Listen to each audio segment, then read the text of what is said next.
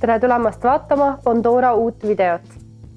Selle nädalases videos kirjeldame uuendatud statistikalehe eeliseid. Statistikalehel on nüüd uus kujundus, mis annab teile täieliku ülevaate oma investeeringute kõige olulisematest aspektidest. Lehel on erinevad graafikud ja tabelid, näiteks portfelli kasumlikkus, saadud netointress ja palju muud, mis aitab teil hinnata, kui tulutoov teie investeerimisportfell tegelikult on.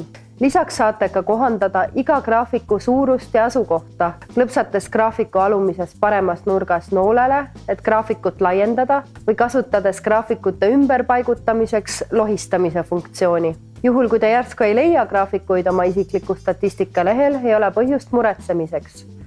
Klõpsake vaid lehe üleosas seaded, hammasratta sümbolil ning seejärel valige taasta vaikeseaded ja teie graafikut taastatakse. See ongi selleks nädalaks kõik. Kui tekib küsimusi, siis võtke meiega ühendust veebilehel bondora.com. Edu investeerimisel ja ilusat nädala jätku!